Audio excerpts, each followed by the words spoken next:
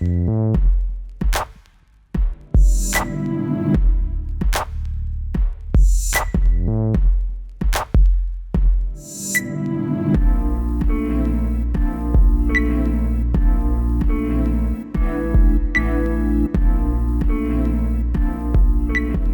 to Insights in Business. I'm Mary Ruth Snyder. I'm the Executive Director for the Campbell River and District Chamber of Commerce.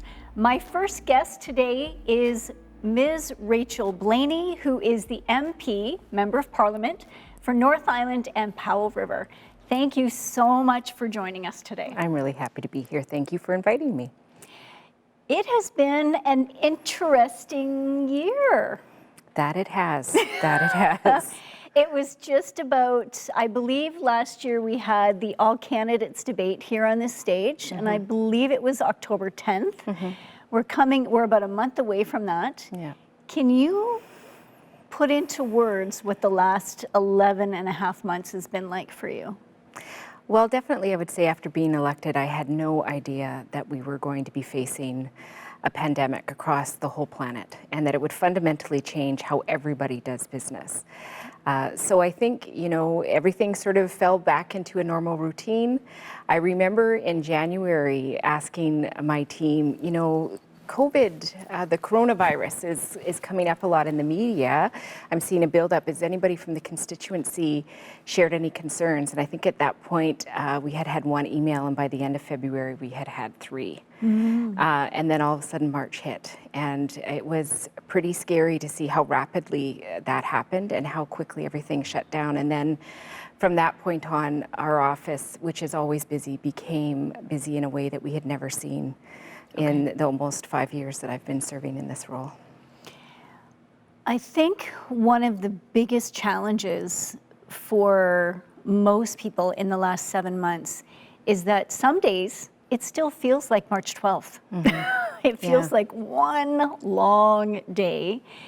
And in other ways, there's been a lot of discussion on social media and in the media around how time seems to have shifted, where a day feels like a week, and a week feels like a month, and a month feels like a year.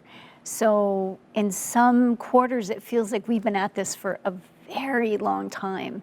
But in other moments, it feels like yesterday that everything just literally stopped on a dime. Do you get that sense when you are in the constituency talking to people, or even when you're in Ottawa with your fellow MPs? Well, I definitely get that sense that people are feeling very disconnected to the reality of time. I think, one of the biggest challenges has just been people's uncertainty. They don't know what and how things are going to unfold. In the very beginning of COVID, we were, called all the time because people were reacting to that uncertainty. And there's some people that have just continued to have a high state of that. And I think if you even look at what's happening right now, it was sort of like the summer gave us a little bit of a feeling of a lull. The numbers went down, people got out, got to be with people that they hadn't been able to be with for a long time. And now things are starting to change again, and that uncertainty is growing. And I think that when you are facing a lot of uncertainty, it does really disconnect you to time in a really weird way. And workplace was your home. And some people deal with that all the time, but even those people that are working from home said it was very different because the options were limited in a way that they weren't before. So I think that is a common concern and feeling of many constituents and many Canadians. How effective do you think the virtual meetings that people are having have been, especially for the MPs and the committees and Parliament? Well, I mean, it's been a different world. Like I have done already a couple of meetings today, meeting with different stakeholder groups from the riding, and everything's on Zoom. And I think the good news is we've uncovered a tool that we can be using as a member of Parliament for a large riding. I am not used to being at home. Like I am always traveling somewhere. So that, has been a little bit of a challenge. And one of the things I have to say I miss most as a member of Parliament is especially during the summer. We do a lot of community events. Those are opportunities for us to meet and talk to people informally. But when you talk about the more formal things like the House of Commons, you know, we had a virtual parliament that was happening, and it was very strange to figure out the rules. And of course, I'm the member on the Committee on Procedural and House Affairs, and we are the ones that have done now 2 studies on what virtual parliament could look like, and then later on what virtual voting could potentially look like. And talking to other parliamentarians from across the planet and talking to other legislatures across Canada really let us know what does work and what doesn't work. But it's a huge challenge, and committees were fun. I mean, everybody is in a different time zone, and sometimes you get knocked off in the middle of a very important comment. We've really had to negotiate a lot of these things, as many organizations have across Canada. And in the early days of Zoom, they didn't quite have the security in place. So did you guys ever experience a Zoom hack, a Zoom bomb? It's harder for Parliament because, of course, once we purchase that license at Parliament, it goes behind the security that we already have in place. And so I think that really helped. But it is a concern, and I know that we've talked about it and made sure that we're responsive to that, because we, of course, do not want anything to happen when a parliamentary session is taking place that would threaten our security. So I'm really grateful to the staff at the House of Commons who have worked really hard to navigate that. Are you surprised by how quickly seemingly everybody was able to pivot and embrace the technology? Well, I don't know if everybody has. I know there were some folks that really struggled, and we were contacted a lot about that. But I think, you know, people are really adaptable and very creative during these times. And I've, you know, really seen a lot of that, just people stepping up, doing what they needed to do to get things happening. I've been really impressed with some of our local businesses and the innovative ways that they've moved forward as well. So I think, you know, technology does something different, but I also am hearing from a lot of people that they're actually getting really tired of dealing with technology. It just seems like a lot of sitting in front of a computer. And I think that that sort of high level of need and burnout is actually going to be a concern, especially in the fall as we see the numbers potentially increasing. Right.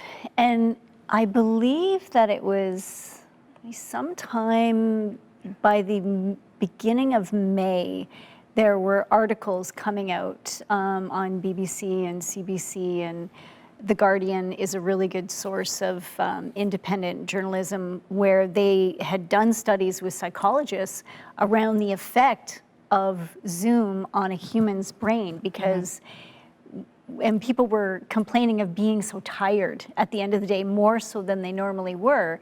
And it turned out to be a real thing, that when you're looking at a screen with 12 or 15 windows, your brain isn't trained to read all the little signals coming from all the different people. You're normally looking at one person and reading that one person. Have you found that yourself, and how have you handled that? Well, I think it is somewhat disruptive. You like to have a sense, especially when I think about being in the House during our virtual sittings, there was pages and pages of MPs, and before the session would start, people would sort of have a chit chat, and it was lovely to see people, but it's also very awkward. And so, yeah, I think it is hard to take in all of that information. You want to connect. I mean, as an MP, one of the things that I've really appreciated is when I tell stories about the experiences of my riding, how other MPs get that opportunity to hear what I'm saying. And they come from all different parties to say, yes, I'm hearing that in my riding as well. And that's where a lot of collaborative work happens. And so the format that we've had doesn't allow for that same sort of intimate discussion and ability to connect with one another. It's a little bit more of an effort, because you'd have to call or email or connect with that person after this particular meeting. So I think there's a lot of things to take in, and that can be really challenging to adapt to. You're watching Insights in Business. We are coming to you from the Tidemark Theatre. The Tidemark Theatre pivoted just like many other businesses. We are going to take a short break, and we'll be right back with Rachel Blaney, MP for North Island and Powell River. I had so many people say to me, oh, when you take your art and turn it into your job, it's not the same. To me, it's not really a job. It's just my passion. It's just creating what I love every day. Welcome back. You're watching Insights in Business, the Chamber of Commerce here in Campbell River and District. We are hosting these shows here from the Tidemark Theatre, who pivoted in COVID, just like many of us. My name is Mary Ruth Snyder, and joining me is Rachel Blaney, the MP for North Island and Powell River. Now, as an MP, you have so many responsibilities, but you added another responsibility right after the election as whip. So what has that been like for you? Well, I was asked by Jagmeet to be the whip, and that's a pretty interesting position for sure. What it meant is I oversee all the committees that happen in the House of Commons. Wow. I work with all the other whips to negotiate, and especially during COVID, that has been a whole new level of negotiations about who's going to be in the House of Commons, how many people can they accommodate safely, and how are we going to make sure that the representation is there. Okay. And then there's a lot of things, like I'm in charge of disciplining any of our MPs that have any challenges, and just working with them. One of the most important parts, I think, about being whip is you actually make sure that you're connected with your MPs, your caucus, around the human realities, because, you know, during this time, we, for example, had a member who got throat cancer. So these are the realities that you have to figure out. If people can't be in Parliament for one reason or another because of their health issues, the whip is the one who facilitates that and holds that confident or works with that person when they become public. So it's a lot of different challenges, and I really enjoy the role. How are you balancing all of your duties in Ottawa with your very large area that you represent? Like, the North Island is massive, and then you add Powell River into it, which is a 2-hour ferry ride. Like, how are you balancing your presence everywhere that you are required to be? Well, we represent a lot of communities in this riding. It is the third largest riding in British Columbia, just under 60,000 square kilometers, and 7 ferries are in it. So usually I'm spending a lot of time traveling back and forth to Ottawa, and then I come back to the riding and I go out to communities. That, of course, has changed. A lot of small communities have been very clear. We don't want you carelessly coming over to visit us. We want to hear from you. And there's been some challenging times in some of our communities, and I've just contacted those communities and had ongoing conversations. But it has been a challenge. I will be really honest. You know, one of the things that I like about the job when it's in normal circumstances is when I'm in Ottawa, I focus on Ottawa things. I still work with constituents, always constituents first for me, but I don't have to do the same things that I have to do here. And then when I come back to the riding, I get to fully focus on that. The last few months has been a lot of doing, you know, committee meetings, doing a lot of the other duties that I have to do in my MP role, plus trying to do those things that I would normally do in the riding in a completely different way.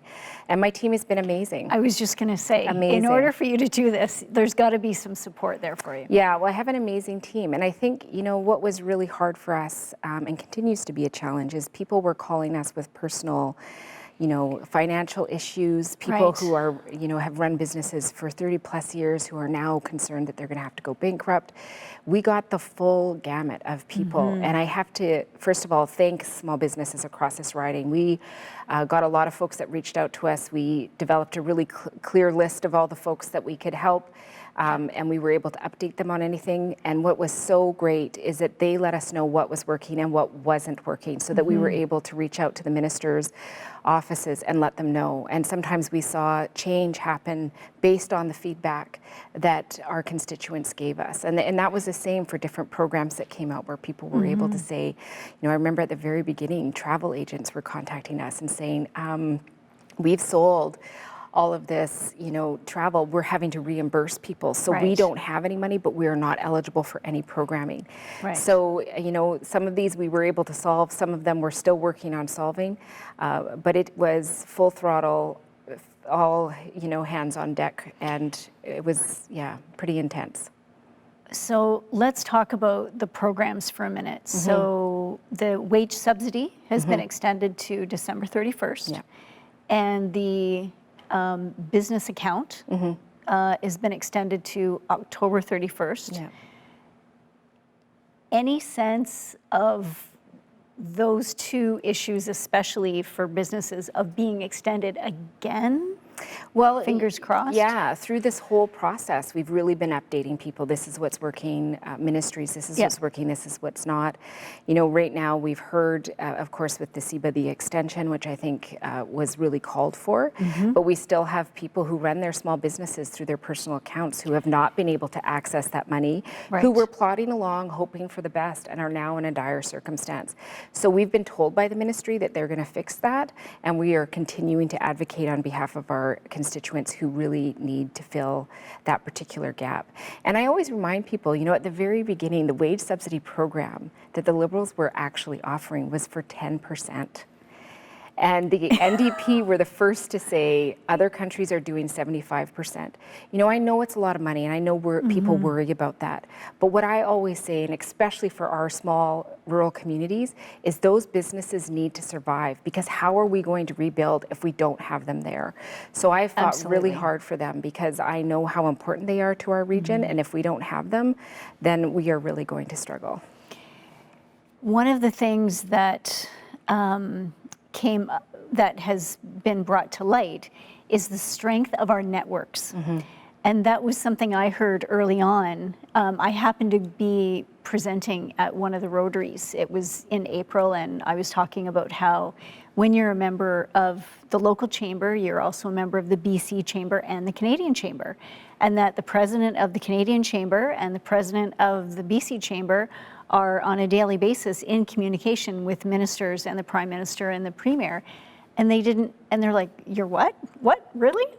Like, that's the strength of the networks in Canada, is that everybody working together, and that really, really shone through all of it, was just how that voice was being heard in Ottawa from here. And that really made a difference, and I hope it continues to make the difference. Talking about Ottawa, it's been a wild 6 weeks with what's going on in Ottawa. We have a new leader of the Conservative Party, Erin O'Toole. We have a Prime Minister who is under ethics investigation. Again. He's called for a confidence vote September 23rd. We know that the Bloc Québécois leader is threatening that that's not where he's at. What is your sense on the ground of, are we going to be in an election in 3 weeks, or are people going to hold on to get us through the winter of the pandemic? Well, I've thought about this a lot, of course, in the last few weeks. But, you know, one of the things that I felt very strongly is, during a pandemic, I am glad we have a minority government. You know, I've lived through a majority government, and they would not always listen. I was as persuasive as I could be. We found a lot of resources to come into the riding, but when you're in a minority setting, it's different. And so during this process, you know, I've been able to call ministers, and they respond a lot more quickly than they usually do, because they value the feedback, and we have to work more collaboratively. So we're going to see. The 23rd will be the speech from the throne, another one. And we will see what's in it. What I'm really looking for is making sure that there's resources for people. I've talked to a lot of, you know, families of, you know, single parents, or families with vulnerable health people, you know, people with health issues in the family, and they really need support to make it through. And the CERB is running out for some people very quickly. We need a plan for that. I know people are really worried about their kids going back to school. We really fought hard to get some federal funding to go down to those provinces to help those school systems. We did get that. So, you know, we'll see what happens. We are waiting to see what's in that throne speech. It needs to show that it's actually going to care for small businesses, medium-sized businesses, and communities, and individuals, before we can support it. So I can't say, and I don't think it's very honest of any politician from any party to say whether or not they can support it until they see what's in there. Are you going to get a look at it before, or do you hear about it I when will we hear hear about it? just when everybody else hears from it. Okay, Yeah, interesting. we'll all be in it. And then what will All right. happen after that is a debate. So the Right. vote won't happen the next minute. Okay. There will be a process where we Okay. are able to have some discussion and debate. And All right. hopefully, if there's weaknesses, we can see change. Okay. We're going to take another quick break. You're watching Insights in Business, coming to you from the Tidemark Theatre. Our guest today is Rachel Blaney, and we will be right back.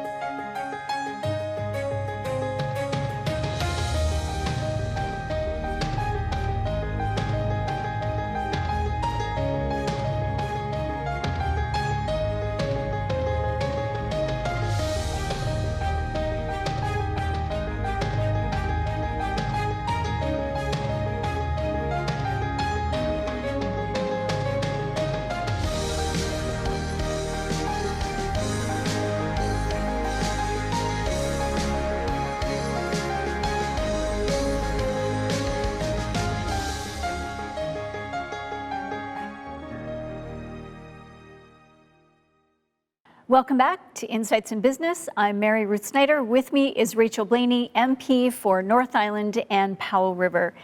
Rachel, let's talk about housing. Mm-hmm. There is one issue that has been given a spotlight during the pandemic, and it's it. Mm-hmm. So from a federal point of view, has there been as much support as there has been provincially? Absolutely not. No? And Okay. what's been really hard is I remember in 2017 when the federal government announced the National Housing Strategy, and you know, a lot of housing advocates across the riding got a hold of my office, and the numbers were telling a different story than what the Liberals were selling. Most of the money was not coming until the end of the program, which is a 10-year program, and the housing crisis across Canada and in our riding is now. It was then, and the COVID, I think, let people who may not have known that realize how scary and real that is, that so many people are couch surfing, they don't have a stable home. And what do you do in the middle of a pandemic when you're asked to stay at home and you Right. don't have a home Right. to stay in? And that's the other issue that they're seeing, especially down in Victoria. You might be having that in some of the other communities that you represent, is that some people just, they don't want a home. They want to be out living in tents. How, and that's where some of the mental health challenges come in. So in addition to the housing, do you see any movement from the federal government around extra supports for mental health as well as housing for the mental health that need that extended period in facilities?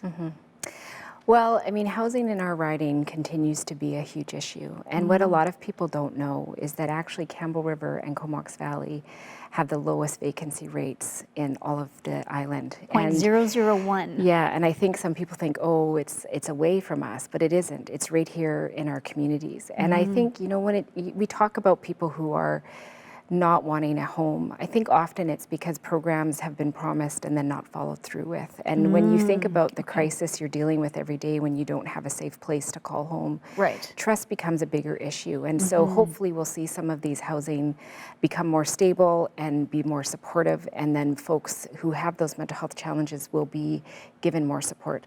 We've been calling on the federal government to get some more resources to the provinces and territories to support mental health. We know that especially people who are dealing with long-term poverty can sometimes already have an underlying issue that may have been exaggerated because of the challenges that they face.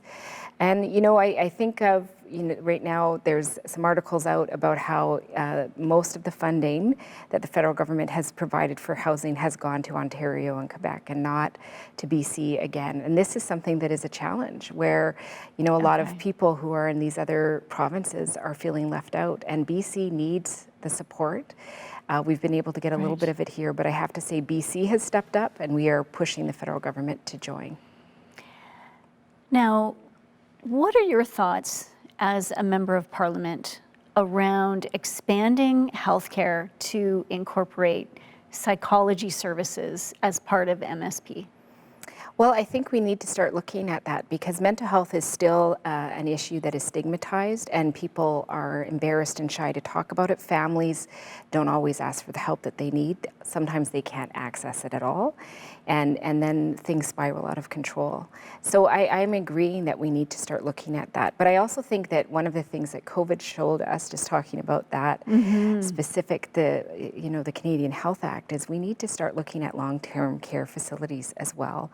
Yes. You know, we saw some shocking things across Canada, and there needs to be a higher level of accountability. So I think when we look at our public health care system, we need to start looking at some of those other aspects. We need to, of course, something we've been pushing for a long time is pharmacare. Even through this process, a lot of seniors with limited incomes were challenged because they had to pay for food and resource delivery, but they also had to often pay for those fees when they went to get their medication because of COVID, they were only wanting to give you a month instead of 3 months. And those are small fees, but if you have a limited income, they add up. So all of those things need to be looked at, I think, in a new way. And I think Canadians are asking for that to be addressed.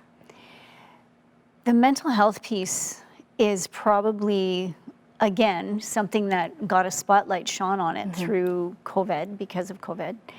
And one of the things that has come up in a variety of conversations is that in BC in particular, when they took away the Riverview facility, which was the long-term care facility for people with mental health issues that needed constant housing, and they never should have been allowed out because their illnesses are too severe, they need too much medication interaction, and they're seeing now the need to bring that back. And I know that there is a new facility and they're expanding the beds over in the Lower Mainland, but would you like to see that sort of facility available on the island as well to be as a support so that people don't have to be going to Vancouver? Well, I think when you have people with challenges that need support, we want to have those resources as close as possible.